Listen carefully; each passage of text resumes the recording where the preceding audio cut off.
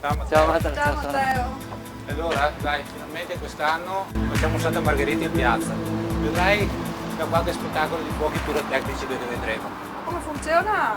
C'è il Covid.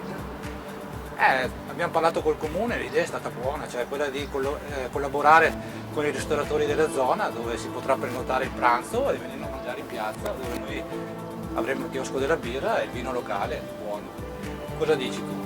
Sì, mi sembra una bella idea perché la festa di Santa Margherita è molto sentita da noi di Refrontolo e quindi volevamo farla e siamo riusciti a farla nonostante il Covid e inizierà tutto con la messa come ogni anno alle 7 Già, e poi tutti qua in piazza con mascherina.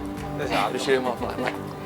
Ci sarà anche la scuola di musica, sai, con i maestri che Con i suoneranno quella maestri, sera là, quindi ci sarà un bel concerto anche da parte loro, quindi ci sarà anche della buona musica insieme a un buon pranzo, della buona birra e buon vino, insomma, ecco, quindi una bella serata, speriamo che il tempo ci aiuti, sicuramente sì, Santa Margherita è con noi. La Sicuramente sì. cena dove andiamo a prenderla?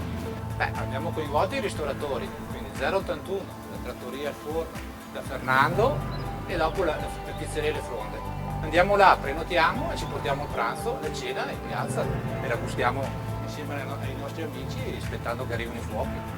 Semplicissimo. E poi ho sentito che il gruppo marciatori farà la marcia il giorno prima, domenica mattina dal Molinetto. Esatto, al Molinetto ci troviamo, facciamo una bella passeggiata su per i monti dell'UNESCO a vedere i nostri bei paesaggi e dopo ci troveremo alla fine dentro il Molinetto e faremo un bel brindisi. Bello, bravi. Complimenti alla Proloco. Ma speriamo di fare il nostro meglio. Sì, un grazie sempre ai volontari, Sì, anche a voi in sì, rappresentanza. e anche il comune che ci ha dato un ottimo spunto Anche quest'anno. al comune, esatto. E anche Alle aziende che ci alle hanno aziende che supportato. ci sponsorizzano. Sì, esatto, sì, perché bisogna ringraziare tutti, anche loro che ci permettono anche di vedere il movimento. Esatto. Allora Sandra, mi raccomando, pubblicità e ci vediamo tutti a Refrontolo il 20 luglio, mi raccomando. Vi aspettiamo tutti. Vi aspettiamo tutti.